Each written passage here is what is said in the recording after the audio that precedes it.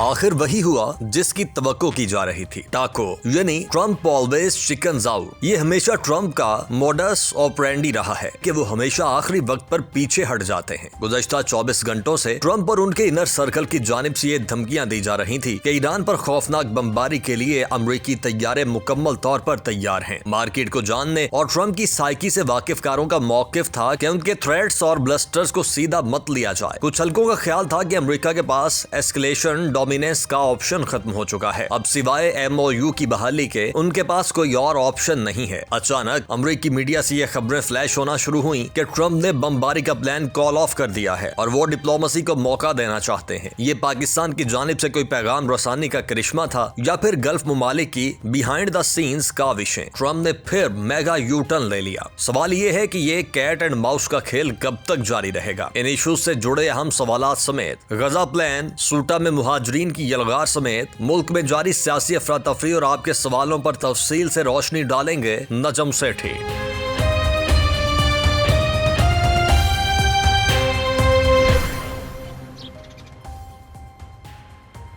अस्सलाम वालेकुम। आज है 2 अगस्त 2026, 2 अगस्त 2026 को आप देख रहे हैं आज की बात सेठी के साथ। मैं हूं सैयदा आयशा नाज, मेरे साथ मौजूद हैं नजम सेठी साहब। अस्सलाम वालेकुम। सेठ साहब, अजीब खिचड़ी पकी है ना? बहुत ज़्यादा। आप हालांकि इनकारी हैं किसी बड़ी तब्दीली से, किसी बड़ी जोहरी तब्दीली से। सही है। लेकिन ये जो रीसेट की बात है ना, इसने जो सियासी मैदा है सबका अपसेट कर रखा है। ठीक। और उसमें तेज़ी आती दिखाई दे रही है, स्पेशली जब राना सनाउल्लाह साहब पहले बोले, फिर उसके बाद ख्वाजा आसिफ साहब तो अब पिन पॉइंट कर के मोहसिन नकवी साहब को बता रहे हैं। PCB भी चेक करें, आपके AGP ने, ऑडिटर जनरल पाकिस्तान ने आपकी वजारत में बेज़ाब्तगियाँ जितनी बताई सब में टॉप आप कर रहे हैं। फिर नेशनल एक्शन प्लान पे भी उन्होंने जवाब दिया। DG ISPR ने ये नुकता उठाया था, उन्होंने उसका भी जवाब दे दिया। लेकिन जो बड़ी खबर कल बनते बनते रह गई और एक्सपेक्ट किया जा रहा था ये कि जब नवाज शरीफ साहब अपने भाई के साथ बैठेंगे, वज़ीर आज़म शहबाज शरीफ साहब के साथ, और मरियम भी वहाँ मौजूद होंगी, इसहाक डार साहब भी वहाँ मौजूद होंगे, तो उस मीटिंग से कुछ बड़ी खबर निकलेगी। कोई अर्थ शेकिंग, कोई वोट को इज्जत दो वाला नारा रिवाइव करने की बात होगी। शहबाज शरीफ साहब ये नारा लगाएंगे। लेकिन जो उससे खबरें निकली, बाद में कुछ उनकी तरदीद हुई कि जो साबिक वज़ीर आज़म नवाज शरीफ साहब हैं, उन्होंने तो कोई ऐसी स्टेटमेंट नहीं दी जो मीडिया के ऊपर चल रही हैं।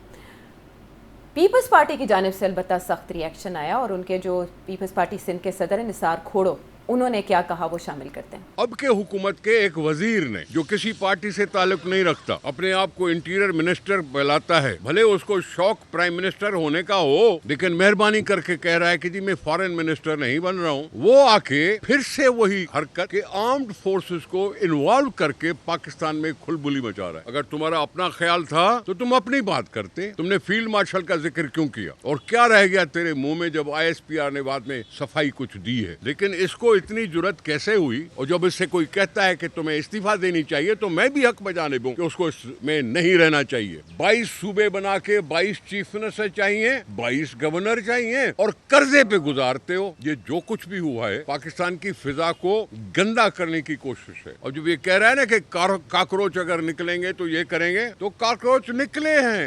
अयूब खान के खिलाफ भी निकले थे कॉकरोच, या खान के खिलाफ भी निकले थे, तो जिया खान के खिलाफ भी निकले थे, अभी भी कॉकरोच निकलेंगे तो इनके खिलाफ ही निकलेंगे। पहले जिनके खिलाफ निकले उनकी बात करने के बाद आगे उन्होंने बताया नहीं कि अब किसके खिलाफ निकलेंगे। तो सेठी साहब, क्या मोहसिन नकवी साहब ने बयान देने से पहले एंटीसिपेट किया था इस नौइयत का रिएक्शन आएगा, और आप समझते हैं कि मुस्लिम लीग नून की तरफ से मरियम नवाज साहिबा या शहबाज शरीफ साहब इस पर कोई तबसरा करेंगे? पहले तो आखिरी सेक्शन ऑफ योर क्वेश्चन, हाँ, कि शहबाज साहब और मरियम क्या तबसरा करेंगे। उन्होंने कोई तबसरे नहीं करने, सिवाय ये अपनी कारकर्दगी के ऊपर शायद वो कुछ रोशनी डालें, मगर मोहसिन नकवी के ऊपर वो कोई किसी किस्म की का इल्ज़ाम नहीं लगाएंगे और ना ही उनको डिग्रेड करेंगे। ये मैं आपको बता देता हूँ। अच्छा, और नवाज शरीफ साहब?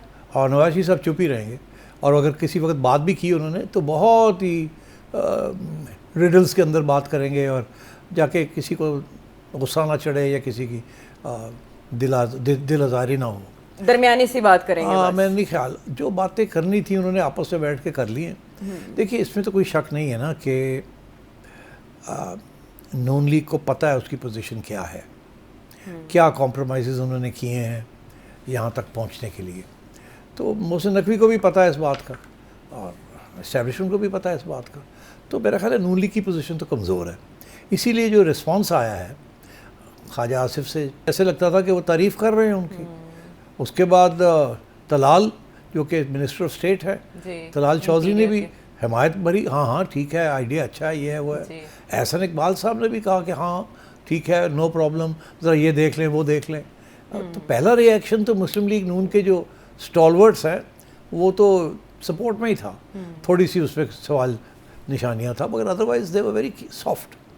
वो तो फिर जब मेरा ख्याल है कहीं से किसी ने कहा होगा कि जी ओए ऐसा की कर दे पे हो, थोड़ा टफ लाइन लो, तो फिर राना सनाउल्लाह साहब वो बोले, और उन्होंने थोड़ा सा हार्ड स्टांस लिया।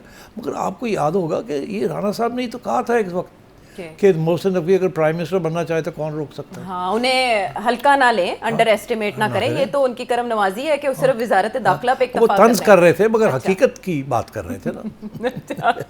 तो अब बात यह है कि सभी को मालूम है कि मोहसिन नकवी जो है जब बोलते हैं तो वो उनकी आवाज़ किसकी ज़ुबान बोलते हैं, किसकी ज़ुबान बोलते हैं, सबको पता है इस बात का। तो एक बफर सा बनाया हुआ है एस्टेब्लिशमेंट ने, और वो बफर से इस्तेमाल करते हैं। इसलिए आज ये जो बातें चल रही हैं कि जी ये जो निसार खड़ो साहब का आपने मुझे कोट सुना है, सख्त बयान है। देखिए इस वक्त मैं आपको बड़ी एक इंटरेस्टिंग बात बताऊं, क्या जो लोग भूल जाते हैं, मुस्लिम लीग को पंजाब चाहिए, ठीक, हमेशा वो यही कि पंजाब की पार्टी है।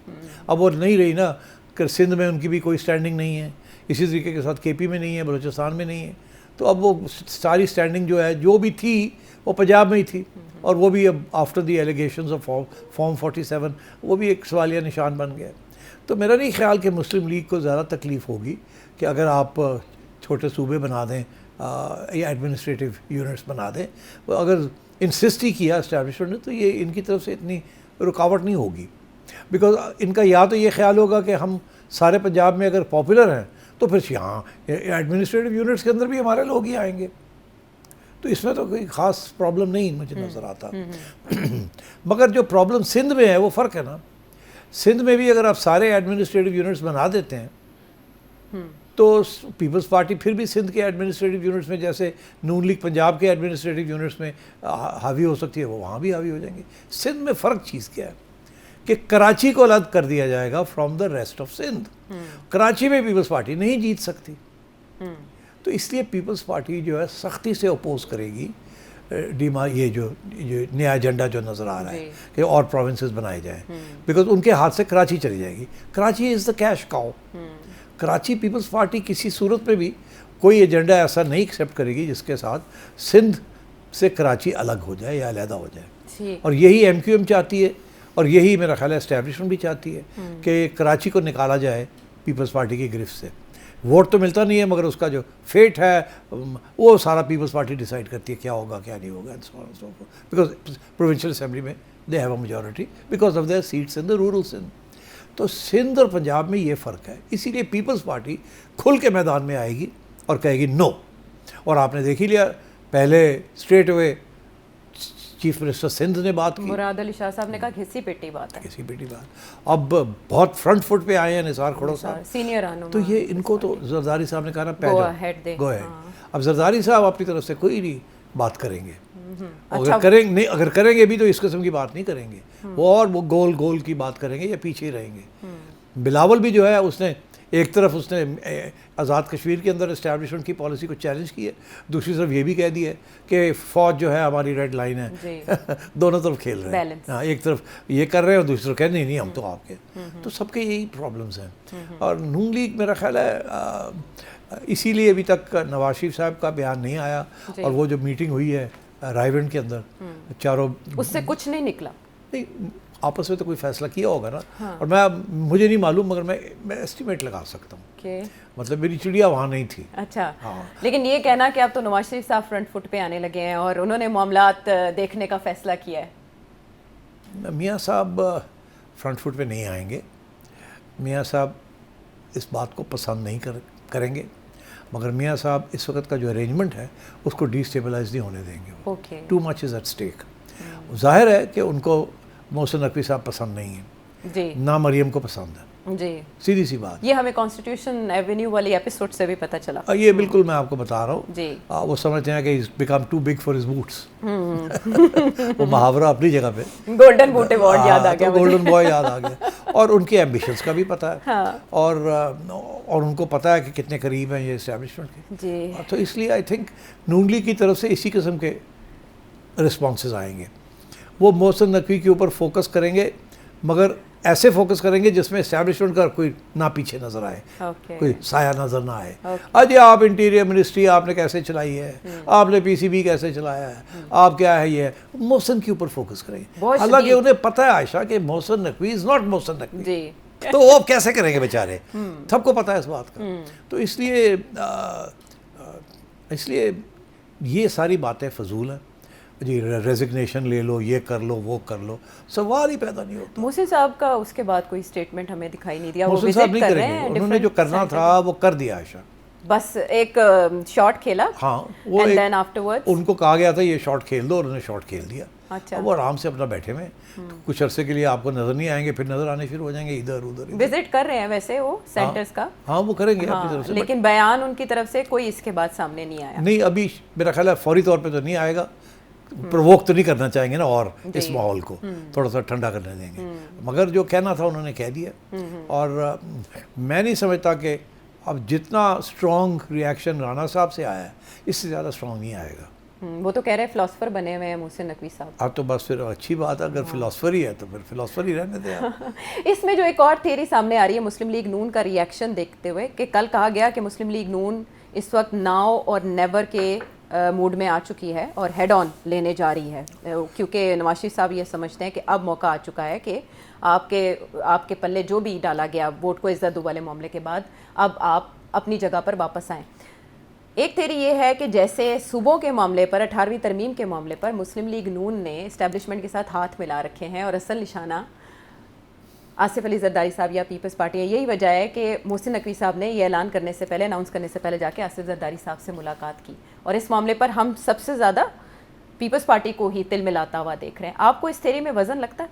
नहीं, मुझे नहीं वज़न लगता। उसकी वजह ये है कि ये जो लोग कह रहे हैं कि जी नवाज शरीफ साहब ने फैसला कर लिया है। हाँ। और अब हम टक्कर लेंगे, ये किसी सूरत में टक्कर नहीं लेंगे।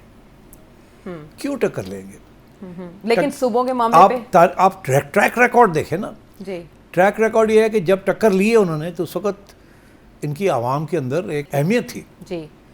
उस वक्त वोट्स भी पड़े थे। अब तो सबको पता है कि मुस्लिम लीग को वो वोट नहीं पड़ा जो कि वो क्लेम करती है कि पड़ा है। और जो भी हुकूमत उन्होंने बनाई है इस थैंक्स टू, सबको पता है। And also Mohsin Naqvi and well by association. So I think it's not a strong position. अगर वीक पोजीशन है तो फिर कैसे आंख में आंख डाल के बात करेंगे? अच्छा। तो गुस्सा होगा कि देखो फिर। और अब मैं आपको बताऊं गुस्सा भी क्यों होगा, कि ये भूल जाते हैं बहुत से लोग, आखिरी वक्त तक जनरल बाजवा की कोशिश थी एक्सटेंशन लेने की, या अपनी एक्सटेंशन मिल जाए या किसी एक और जनरल का नाम उन्होंने लिया था, जनरल अजहर, कि इनको आप बना दें जी। आखिरी दिन तक। और ये नवाज शरीफ साहब हैं जिन्होंने डट गए थे। और प्राइम मिनिस्टर उस वक्त शहबाज शरीफ साहब थे, उनको कहा था तू डटया रहा, तू हिलना नहीं है। हाँ। और उस वक्त शहबाज साहब, जाहिर है टेंशन थी, बिकॉज पैगाम लोग लेके आ रहे थे।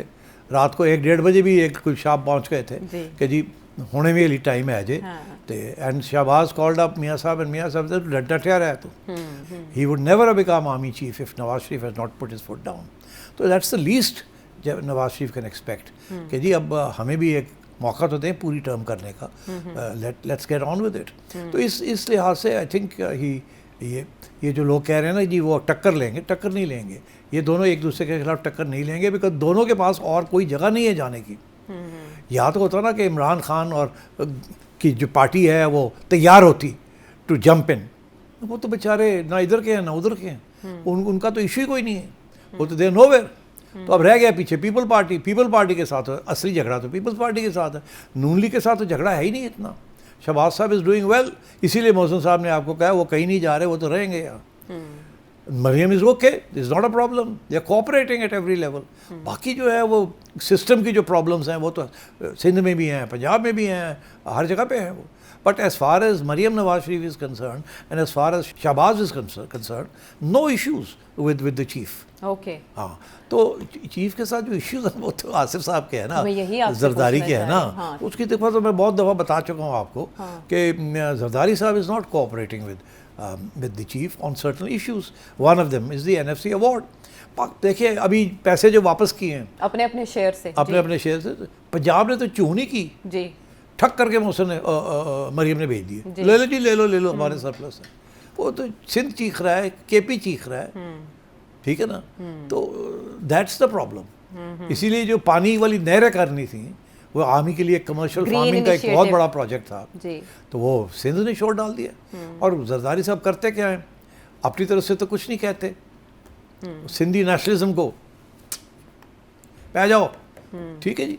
तो अब देखिए ना, तो इस स्टेज पे भी उन्होंने चीफ मिनिस्टर को कहा, फिर खोड़ो साहब को कहा, जी हालांकि मोहसिन नकवी उनको बता के आए थे कि मेरी मजबूरी है, मैं ये करने जा रहा हूँ, ठीक है ना। तो जरदारी साहब भी तो he is actually not going to give up. 18th amendment is a very big amendment. यही तो जरदारी साहब ने अपना सारा पावर छोड़ दिया था for the sake of the provincial autonomy. देखिए ना उनकी कुर्बानी क्या थी। 58(2)B उन्होंने फारग कर दिया, इतना ज़बरदस्त पावर था। ही सेड नो, तो दाद तो देनी पड़ेगी ना आपको। बहादुरी। उन्होंने अपनी सिंध की प्रोविंशियल राइट्स को प्रोटेक्ट करने के लिए एंड उन्होंने ये 18th अमेंडमेंट किया। ठीक, अच्छा, अब वो 18th अमेंडमेंट जो है गले पड़ गया, बिकॉज पैसे थोड़ गए हैं, हालात बदल गए हैं। हालात बदल गए हैं, हालात बदल गए हैं। पाकिस्तान इज़ फेसिंग थ्रेट्स, जी और पाकिस्तान की फ़ौज पैसे मांग रही है, और पैसे आपके पास है नहीं। क्यों नहीं है? बिकॉज गवर्नमेंट नहीं ठीक चल रही। तो इस सारे एनालिसिस में तो मैं ये समझ रही हूँ कि कॉर्नर में इस वक्त खड़ी है पाकिस्तान पीपल्स पार्टी। आपके एनालिसिस में ये था कि नैब की फाइल्स किसी भी वक्त खुल सकती हैं। सोर्सेज ये भी बता रहे हैं कि अगले 6 महीने का वक्त दे दिया गया, और उसमें डू और डाई वाला मामला है, 28वीं आईनी तरमीम हर सूरत करनी है, तो उसमें जो मसला पैदा करेगा उसको मैदान से बाहर निकाल फेंका जाएगा। और देखिए ये तो धमकी है ना, मगर it's not so easy, it's not so easy. उसकी वजह यह है कि जरदारी साहब को भी तो पता है ना कि उनकी अहमियत क्या है उनकी पार्टी की। ये सारा सिस्टम जो है, अगर नून लीग पुल आउट कर जाती है या जरदारी साहब पुल आउट कर जाते हैं, तो सिस्टम कोलैप्सेस। तो सिस्टम को तो मेरा नहीं ख्याल एस्टेब्लिशमेंट कोलैप्स करना चाहती है, उसको रीसेट करना चाहती है। लेकिन इस सारे सिस्टम में पीपल्स पार्टी से ज़्यादा वैल्यू पाकिस्तान तहरीक इंसाफ की नहीं? अगर पाकिस्तान तहरीक इंसाफ के लिए कोई स्पेस क्रिएट हो जाए, क्योंकि इस वक्त सोशल मीडिया पर ये चल रहा है कि उनके कुछ बातचीत भी हो रही है कहीं ना कहीं। ये तो ऐसे है कि आप पीपल्स पार्टी के साथ फ्राइंग पैन में हैं, मगर आप वहाँ से लपक के निकलते फायर में जाना चाहते हैं। Talking to Asif Zardari is a piece of cake compare to talking to Imran Khan. तो Imran Khan is the fire, हाँ Asif Zardari is the frying pan. तो फ्राइंग पैन में तो आप कभी इधर उछल, कभी इधर थोड़ा सा बचाव हो बड़ी जाए, वैसे आपने ज़बरदस्त मिसाल और दी। फायर में तो आप उड़ जाते हैं। हाँ। तो ये जो थियरी है जी कि जी PTI कहीं से अपने लिए स्पेस क्रिएट कर ली है, वो पाजी रहने दो, PTI कोई स्पेस नहीं अपने लिए क्रिएट कर सकती अनफॉर्चुनेटली। वो जिस तरीके की उनकी लीडरशिप है, जो जेल में है और जो बाहर है, between them they have made sure कि PTI का कोई फ्यूचर नहीं है until they change both inside and outside. और सारा का सारा जो इसका जो स्ट्रेटजी है इमरान खान। अच्छा, इमरान खान तो बुशरा बीबी की भी बात नहीं सुन रहे, या दोनों इकट्ठे हो गए हैं। तो वो तो इंतज़ार में है कि कुछ अल्लाह ताला की तरफ से कुछ हो जाए। हाँ हाँ 5 अगस्त भी आ रही है। हाँ, उनको वो 3 यही साल समझते होने हैं, या वाले कोई मूवमेंट बाहर शुरू हो जाए जिसके अंदर सारे ही आ जाएं and so on. PTI can't do it. उन बेचारों ने बहुत कोशिश की है, इधर उधर भाग दौड़, मगर ना उनकी कोई लीडरशिप है, ना 5-6 लोग हैं जो बोलते हैं, कोई इधर जाता है कोई इधर जाता है, सबको ना आपको सबके नाम का भी पता है। तो PTI is important right now. क्या कमाल है कि नहीं, सपोर्ट बेस कितना बड़ा है और लीडरशिप कितनी पथेटिक है। This is the PTI। तो अनफॉर्चुनेट। और उधर मुस्लिम लीग जो है, they know how to work with the establishment, and Zardari साहब सबसे ज़्यादा गेन किया उन्होंने। उनको बहुत कुछ मिला है इन ऑल दिस, और बाहर भी रहे हैं और अंदर भी हैं। So you see is got all his options. तो इसलिए आई थिंक ये 6 महीने में ये हो जाएगा वो हो जाएगा। ये मैंने जो कल के प्रोग्राम में बात की थी, ये बात आगे बढ़ेगी। कोई 32 एडमिनिस्ट्रेटिव यूनिट्स नहीं बनेंगे, लोकल गवर्नमेंट की तरफ जाएगी बात। लोकल गवर्नमेंट की बात जाएगी और वो मान जाएंगे, ठीक है। असली इशू ये भी नहीं होगा कि लोकल गवर्नमेंट, वो अभी भी मानने के लिए तैयार है मेरा ख्याल है, अगर आप सही तरीके से बात करें। इशू बनेगा सिंध के लिए कराची का स्टेटस, और पंजाब के लिए कि ये फंड्स जो हैं ये पंजाब की प्रोविंशियल असेंबली देगी या फेडरल गवर्नमेंट देगी directly to the local government. ये 2 इश्यूज हैं। अच्छा। मेरा नहीं ख्याल इसके ऊपर कोई इशू बनेगा कि पैसे कितने जाने हैं, वो सब तय हो जाएगा। ये होगा कि जी ठीक है जी हम लोकल गवर्नमेंट कर देते हैं, हम अपने कानून बनाएंगे लोकल गवर्नमेंट, उसके ऊपर भी इशू बनेगा कि नहीं एक ही किस्म के कानून होना चाहिए सबके लिए। ये कि आप रिग करते हैं, कानून को रिग कर देते हैं। ये जो है ना प्रोविंशियल असेंबली बनाएगी rule for the local government. हो सकता है this is what the government establishment wants कि फेडरल गवर्नमेंट बनाए सबके लिए एक ही रूल, ओके, और उसी के अंदर सब कुछ तय हो जाए ताकि प्रोविंशियल गवर्नमेंट जो है वो लोकल गवर्नमेंट को कमज़ोर ना रखे, तकड़ी की लोकल गवर्नमेंट हो, which is what the establishment wants. Supply federal so I think ये इश्यूज हैं। ये बैठ के मैंने कल के प्रोग्राम में कहा था ये अभी आज बैठ जाएं। हाँ। ये जो छोटे मोटे जो एक दूसरे के खिलाफ लगे हुए हैं ये बंद हो जाएगा। हाँ। और आप सुनने में आ जाएगा कमेटी बन गई है, ये हो गया वो हो गया। अच्छा, हाँ ये आप देख लीजिएगा जाते गोइंग फॉरवर्ड। अभी प्राइम मिनिस्टर किसी स्टेज पे भी कोई कमेटी बन जाएगी टू डिस्कस दिस इशू, और उसके बाद इशू डिस्कस होना शुरू हो जाएगा। फिर उसके अंदर आपको पता चलेगा लीकिंग होनी शुरू हो जाएगी कि फ़लाना ये कह रहा फ़लाना ये कह रहा। But at the end of the day 6 माह के अंदर अंदर कुछ ना कुछ निकल आएगा कॉम्प्रोमाइज़, एंड आई थिंक दिल गो अहेड विद इट। उसके अंदर लोकल गवर्नमेंट ही होगी, कोई ये 32 वाला प्रोमिसेस कोई ये नहीं होगी। अच्छा, दिस नोबडी विल, ये नहीं चलेगी। और आई थिंक NFC के जो पैसे वाला इशू है वो भी हल हो जाएगा। एंड इशू जो रहेगा वो है कराची, उसके ऊपर मुझे I don't know how hard the Peoples Party will fight, but I think the establishment is very clear कि कराची जो है ना that has to have a union और अ फेडरल कैरेक्टर। अब ये क्या मनवा सकते हैं कि नहीं मनवा सकते, आई डोंट नो। और MQM की तो स्टेक्स है ना, वो अभी भी जो भी है जैसी भी है, लूली लंगड़ी जैसी भी MQM है, अभी भी उनका सपोर्ट बेस तो है ना, सियासी हैसियत तो है उनकी।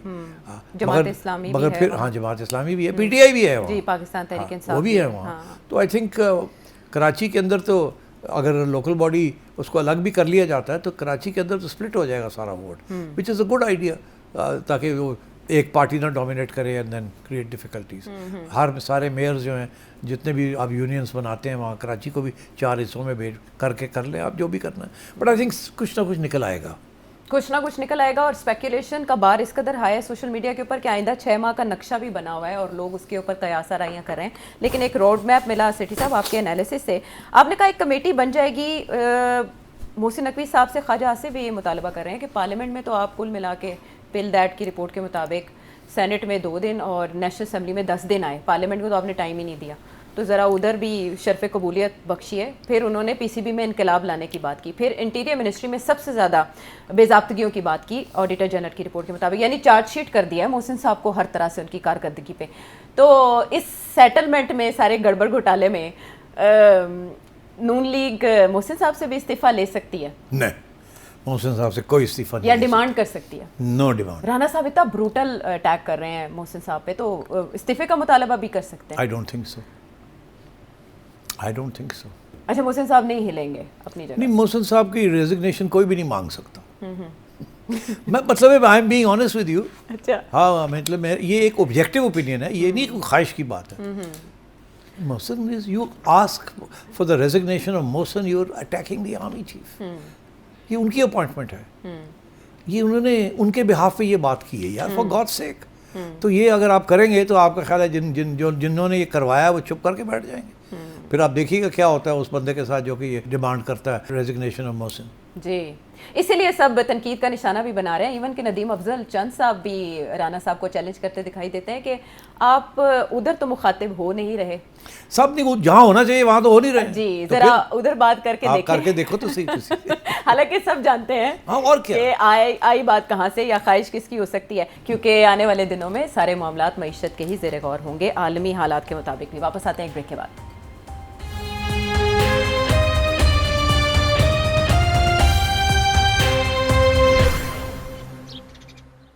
Welcome back to the show. एक बार फिर टाको डिस्कस हो रहा है, यानी ट्रम्प ऑलवेज चिकन्स आउट। लेकिन अब की बार इसमें जो थेरीज गर्दिश कर रही हैं वो ये कि हमारे फील्ड मार्शल उनकी जानिब से किरदार अदा किया गया कि वो जो धमकियाँ आ रही हैं अमेरिका की तरफ से उनको किसी तरह से डिफ्लेक्ट किया जाए, रोका जाए। दूसरी तरफ से सऊदी वली अहद मोहम्मद बिन सलमान, उनको जो सेकंड वर्ल्ड वॉर जैसे अटैक्स की धमकी ईरान की तरफ से आ रही थी, तो गल्फ में वॉर फैलने का खदशा था। आपके ख्याल में समथिंग इन बिटवीन कुछ हुआ है या नहीं? आई थिंक जो खबर जो आई है वो आई थिंक उसमें सदाकत है। वो ये कि ईरान ने इशारा नहीं, डिटेल्स दे दी हैं गल्फ़ कंट्रीज़ को कि अगर हमारे पे अमेरिका ने अटैक किया तो हम आप लोगों के ऊपर ये ठिकाने जो हैं उसको हम टारगेट करेंगे। Actually they given those away okay. कि ये लिस्ट है हमारी, इनके ऊपर हम उड़ा देंगे। तो फिर उसके बाद रब्ता हुआ तो मोहम्मद उसके बाद गल्फ़ कंट्रीज़ की तो गल्फ़ कंट्रीज़ को परेशान हो गए, जाहिर है। तो उन्होंने फिर डोनाल्ड ट्रंप को कहना शुरू कर दिया कि ज़रा यार देखो, मारे हम जाएंगे और तुम ये करने लगे हो, ना करो ऐसे। या यूएई भी परेशान हो गया जी। तो मगर आखिरी स्टेज पे ये हुआ कि डोनाल्ड ट्रंप ने कह दिया जी कल से हम शुरू करने लगे। उस वक़्त सऊदी मोनार्क MBS मोहम्मद बिन सलमान, इसने फिर डोनाल्ड ट्रंप को फ़ोन किया और कहा कि देखो तुम ये करोगे तो हम उड़ जाएंगे। हमें पता है वो कहाँ अटैक करेंगे ईरानियंस, आप हमें डिफेंड नहीं कर सकते, हम अपने आप को डिफेंड नहीं कर सकते, और ये सारा सुपर स्ट्रक्चर जो ऑयल का और वैसे भी ये तबाही हो जाएगी, हमारे लॉन्ग टर्म प्लान्स ये वो सब उड़ जाएगा। और फिर उन्होंने आगे भी एक धमकी दे दी, अकॉर्डिंग टू माई सोर्सेस। क्या? उन्होंने कहा ये जो सारी इन्वेस्टमेंट्स हम कर रहे हैं आपकी फैमिली के साथ, आपके कंट्री के बॉन्ड्स जी, इन्वेस्टमेंट जो हमने वादे किए हैं आपको, प्लेज किया था उनके ये विजिट सारा जब हम तबाही की तरफ जाएंगे तो ये हम सस्टेन नहीं कर सकेंगे। Will pull out of all those. Okay, तो वो बिजनेसमैन माइंड और फिर ओदी सॉरी यार, ये पंजाबी मैं क्या करूँ।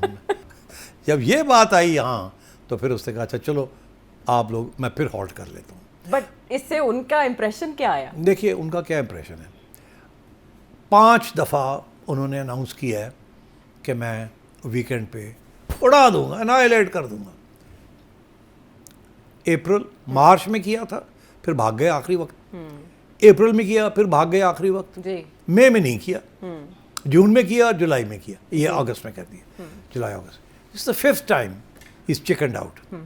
अच्छा वजह क्या चिकन आउट की? वो पता, सबको पता है इस बात का कि इनके पास सब हथियार ही नहीं रहे, इनके पास स्पेयर्स ही नहीं रहे, इनके पास बेसिस नहीं रहे। कहाँ से आएंगे, कहाँ जाएंगे, क्या डिस्ट्रॉय करेंगे, कितने इनके पास है। और अभी ये खबरें आ रही हैं कि आर्मी वाले, अमेरिकन आर्मी मिलिट्री वाले इनको कह रहे हैं कि हमारे में हिम्मत नहीं है कि हम ये इतनी बड़ी लॉन्च करें कुछ, उसके बाद हमारे पास कुछ नहीं रहेगा।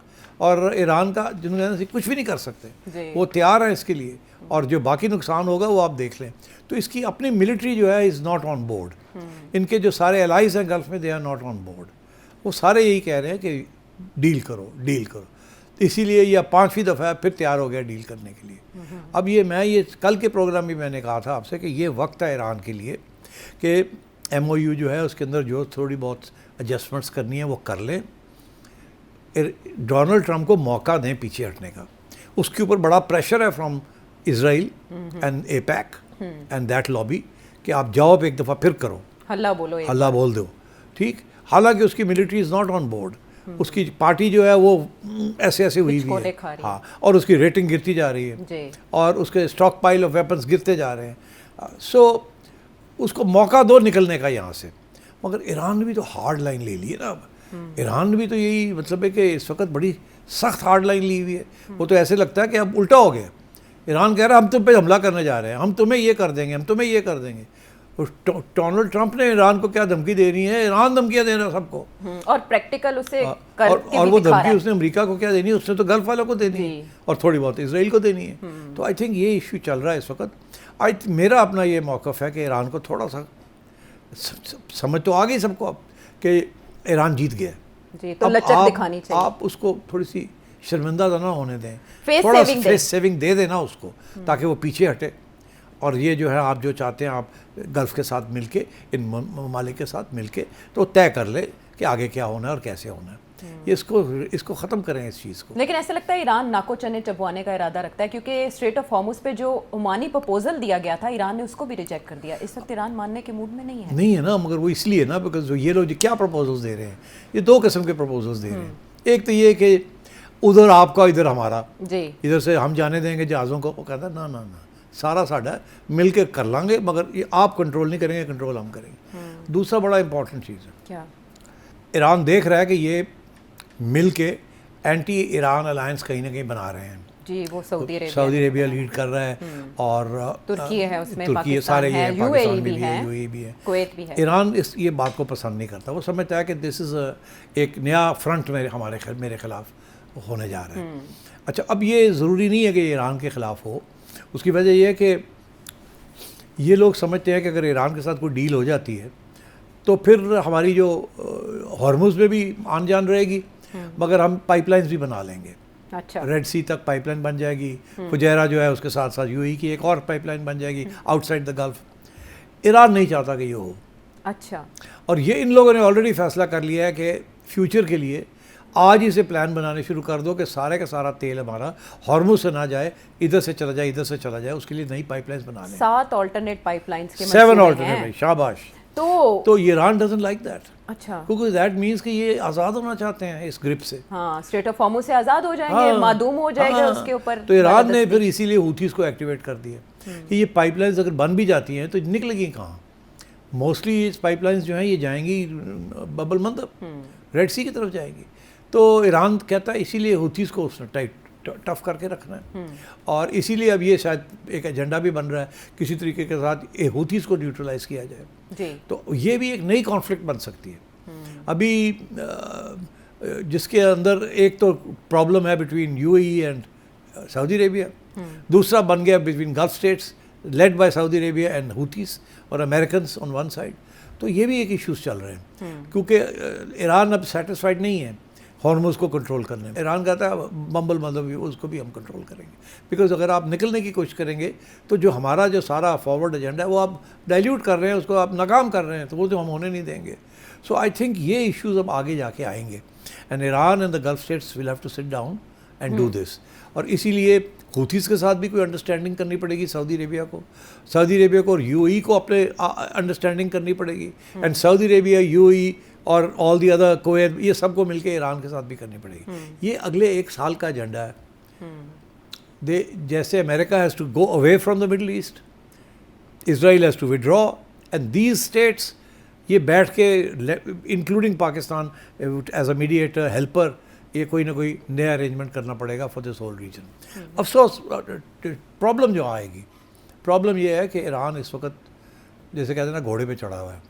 हाई, वो अंग्रेजी का मुहावरा ना, you sitting on a high horse, आप घोड़े के ऊपर, बाकी हवा के घोड़े पे सवार हैं। सवार हैं। तो मेरा ख्याल है ईरान को भी थोड़ा बहुत एडजस्ट करना पड़ेगा टू द न्यू रियलिटी। ये ना हो कि लाइक इट और नॉट, इंटेंशनली या अनइंटेंशनली ये फिर एस्केलेट हो जाए, और जिस एस्केलेशन के बाद फिर अमेरिका पागल हो जाए और फिर न्यूक्लियर वेपन्स ना इस्तेमाल कर ले। सेकेंड वर्ल्ड वॉर की धमकी इसीलिए तो इसीलिए I think Iran should also calibrate it's response. अभी तो वो लगता है मूड नहीं है, मगर अभी जो आखिरी खबर आई है कि ईरान ने कहा हाँ we are ready to talk. जी, ऐसी ही इशारे मिल रहे हैं। तो फिर अगर ऐसी है तो अगले 2-3 दिन में you should see some movement, कोई ना कोई 1-2 दिन में आपको लगता है, क्योंकि प्रेसिडेंट ट्रंप के ट्वीट में ये लिखा गया था कि वो जल्द या तेजी के साथ कोई मुआहदा करना चाहते हैं। जी हाँ, मेरा ख्याल है ये अगला हफ्ता फिर ऐसे ही निकलेगा। अच्छा। फिर आखिर पे अगर इस हफ्ते में कोई ना हुआ तो फिर ये धमकी आएगी वीकेंड के ऊपर फ्रॉम ट्रंप। ओके, छठी धमकी। ठीक, जैसे सऊदी वली अहद के हवाले से जो इतलात आ रही हैं कि उन्होंने फ़ोन करके हमले रुकवाए हैं, तो आपके ख्याल में आइंदा मुसालहत का अगर कोई अमल होता है तो उसको सऊदी अरेबिया भी मीडिएट करेगा और बिठाने में मेज़ पे दोनों ममालिक को किरदार? मेरा ख्याल है सऊदी अरेबिया को बहुत मेजर रोल अदा करना पड़ेगा, और उसके पीछे पाकिस्तान होगा और तुर्की होगा। और तुर्की, कतर, पाकिस्तान, मैं समझता हूँ मिस्र भी, lead by Saudi Arabia, because सबसे ज़्यादा बड़ा नुकसान सऊदी अरेबिया को होगा अगर ये जंग और बढ़ती है तो। देखिए ना, इस वक्त उसको क्लासिफिकेशन क्या है? इस वक्त क्लासिफिकेशन है कि फाइटिंग है, वॉर नहीं है। झड़पें हैं, फाइटिंग हो रही है, मगर this is not a war. जंग, फुल फ्लैज जंग नहीं है, छोटी-मोटी झड़पें। हाँ। तो आई थिंक ये अगर वॉर में एस्केलेट हो गया तो फिर उसके बाद तो बहुत मुश्किल हो जाता है, point of no return. So I think Saudis ने आखिरी वक्त पे अच्छा इनिशिएटिव लिया है, और लोग इसकी तारीफ़ कर रहे हैं कि सऊदीज़ ने भी अब खड़े होकर कह दिया ट्रंप को, जस्ट अ मिनट, आप लोग ये कर रहे हैं हमें पूछे बगैर, और तबाही तो सारी हमारी होने जा रही है। We are ready to talk to Iran whether you like it और नॉट। पीछे हटे, आप ना करें ऐसे। सऊदीज़ को भी समझ आ गई है कि ये इतनी टर्मोइल हो जाएगी इसमें, तो तो ये जो सारी अरब रेजीम्स हैं ये बड़े ख़तरे में आ जाएंगी। ये इनकी यहाँ की आवाम जो है is very volatile, so I think they are all concerned. तो what about Gaza peace port? इस हमले रुकने के बाद तो इसराइल के अरमानों पे तो पानी फिर गया, लेकिन गज़ा पीस पोर्ट के हवाले से जो अनाउंसमेंट प्रेसिडेंट ट्रंप ने बड़ी खुशी के साथ की कि हमास गैर मुसल्लह होने पे आमादा हो चुके हैं 8 महीने, सवाल ही पैदा नहीं होता, सवाल ही पैदा नहीं होता कि हमास अपने आप को डीवेपनाइज करें। अच्छा। ये सारा प्रोपेगेंडा है। जैसे पहले सऊदी अरेबिया के साथ मुआहदा करता है कि जी आपको न्यूक्लियर टेक्नोलॉजी और इजाज़त दे देंगे, साथ ही 2 दिन के बाद कहता है पहले अब्राहम अकॉर्ड साइन करो, ठीक है ना। This is all drama. ये बिल्कुल अब ट्रंप की हर बात जो है ना उसको यकीन ही नहीं किसी को आना चाहिए, हर बात जो है वो टाको ही है, ठीक है। और इसलिए आई थिंक इस वक्त जो सुनने वाली बात है वो सऊदी अरेबिया से क्या बात आ रही है, यूएई से क्या बात आ रही है, ईरान से क्या बात आ रही है। These are the 3 critical states okay in the region. ठीक। और इसमें जो सऊदी अरब की जानिब से अभी किरदार अदा किया गया हमलों को रुकवाने के लिए वो काफ़ी सिग्निफिकेंट है। बहरहाल प्रेसिडेंट ट्रंप इस वक्त काफ़ी मुश्किल से 2-4 हैं, क्योंकि वो बड़े अरसे से ना तो ये क्लेम कर पा रहे हैं कि उन्होंने कितनी जंगें रुकवाई, ना ही वो सीज़ फायर का दावा करने पा रहे हैं, और ना ही वो ये बता पा रहे हैं कि किसके कितने जहाज़ गिरे, क्योंकि अब उनके अपने जहाज़ गिर रहे हैं और उनके अपने फ़ौजी मारे जा रहे हैं। तो वो डेस्परेटली चाहते हैं कि वो फरवरी से पहले की सिचुएशन पे वापस आएँ, और शायद इसीलिए ईरान की जानिब से इस कॉन्फिडेंस का इजहार किया जा रहा है, और किसी भी किस्म की कमज़ोरी या लचक नहीं दिखाई जा रही। लेकिन आने वाला हफ्ता होगा इंटरेस्टिंग। वापस आते हैं एक ब्रेक के बाद।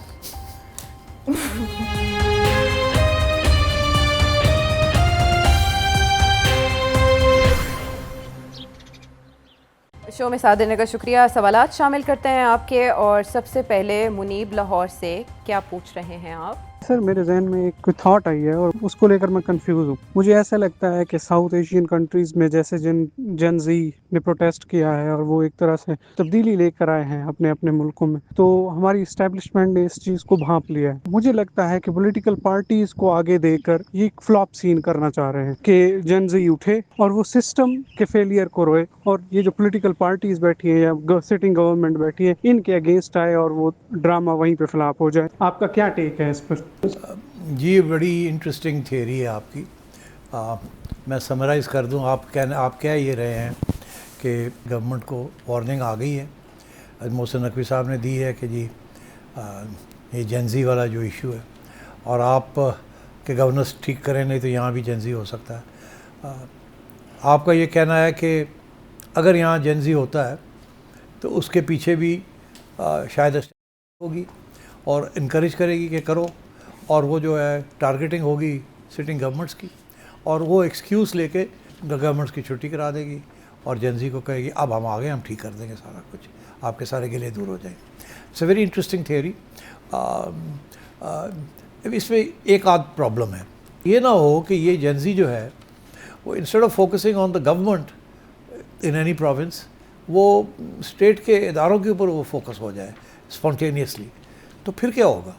फिर तो बहुत मसला बन जाएगा ना। मेरा नहीं ख्याल कि ये रिस्क लेगी। I think the better bet is कि ये गवर्नमेंट्स जो है ये अपनी गवर्नेंस इम्प्रूव करें, नौजवान तबके को कुछ दें ताकि वो किसी सूरत में भी वो जेंजी जो है इरप्ट ना कर जाए, और इरप्शन जो है वो कंट्रोल में रहे, नहीं तो बहुत से मसले हो सकते हैं यहाँ जिस किस्म की हमारी सिचुएशन है। ये बड़ी फ़र्क है from India. India is not threatened in any way, उसकी रियासत या उसकी टेरिटरी या उसकी गवर्नमेंट, नॉट दैट। वहाँ सिर्फ प्रोटेस्ट थी अगेंस्ट अ पर्टिकुलर इशू और अगेंस्ट वन मैन से, बट वहाँ भी कोई कंसर्टेड एफर्ट नहीं है कि जी बीजेपी की गवर्नमेंट की छुट्टी कराओ या नरेंद्र मोदी को निकाल दो। नो, एक आदमी रिज़ाइन करो, दैट्स अबाउट इट, इससे ज़्यादा नहीं है। Basically that was something else. यहाँ अगर आप जेंजी से कोई पॉलिटिकल एक्ट या करवाना चाहते हैं या कोई करवाना चाहता है तो उसके अंदर डबल एज सोर्ड है। वो गवर्नमेंट के ख़िलाफ़ भी जा सकती है, किसी एक गवर्नमेंट के ख़िलाफ़ या किसी, और वो सारे सिस्टम के ख़िलाफ़ जा सकती है, तो फिर सारा कुछ ही उल्टा हो जाएगा। तो I don't think we should go there at all. ये इससे पहले ये सारे मामले जो हैं इसको तय कर लेना चाहिए, इतनी बड़ी रिस्क नहीं लेनी चाहिए। ख्वाजा साद रफ़ीक भी इसी तरह के इशारे कर रहे हैं अपनी लेटेस्ट जो उन्होंने स्पीच की है उसमें। सिर साहब ज़रा हट के एक सवाल आया है इंडिया से। अच्छा, जिसका फिर भी तुम तस्करा मुस्कुरा रही हो, इसका मतलब है इसमें भी गड़बड़ है। नहीं, इसमें असल में ऐसा कोई पहलू नहीं है जो रेड लाइन हो। अच्छा, ओके। वो तो आप बताएंगे कि कहीं आपकी कोई रेड लाइन तो नहीं है। अच्छा, ये ओके। पिंदर सिंह मान है, क्या पूछना चाह रहे हैं? पाजी की पूछते पे हो। ਸੇਠੀ ਸਾਹਿਬ ਮੈਂ ਬਹੁਤ ਦੇਰ ਬਾਅਦ ਆਇਆ ਸਵਾਲ ਪੁੱਛਣ ਤੁਹਾਨੂੰ ਈਰਾਨ ਤੇ ਅਮਰੀਕਾ ਦੀ ਜੰਗ ਦੇ ਬਾਰੇ ਹਰ ਹਫਤੇ ਤੁਸੀਂ ਸਾਰੀ ਗੱਲਬਾਤ ਦੱਸਦੇ ਹੋ, ਥੈਂਕ ਯੂ ਤੁਹਾਡਾ। ਪਰ ਸਾਡੀ ਤਾਂ ਦੁਨੀਆ ਸੇਠੀ ਸਾਹਿਬ ਪੰਜਾਬੀਆਂ ਦੀ ਪੰਜਾਬ ਹੀ ਹੈ। ਜਲੰਧਰ, ਅੰਮ੍ਰਿਤਸਰ, ਲੁਧਿਆਣਾ, ਲਾਹੌਰ, ਮੁਲਤਾਨ, ਸਿਆਲਕੋਟ ਤੇ ਨਨਕਾਣਾ ਸਾਹਿਬ ਤੇ ਸੇਠੀ ਸਾਹਿਬ ਹਿੰਦੁਸਤਾਨ ਤੇ ਪਾਕਿਸਤਾਨ ਦੇ ਕਦੀ ਮਸਲੇ ਆਪਸ ਦੇ ਵਿੱਚ ਹੱਲ ਹੋਣਗੇ, ਸਮੱਸਿਆਵਾਂ ਕਦੀ ਨਿਬੜਨਗੀਆਂ ਸਾਡੀ ਲਾਈਫ ਟਾਈਮ ਦੇ ਵਿੱਚ? ਕਿਉਂਕਿ ਇਹਨਾਂ ਦੀ ਦੇ ਤਮਾਸ਼ੇ ਦੇ ਵਿੱਚ ਸਾਰੀ ਉਮਰ ਹੋ ਗਈ।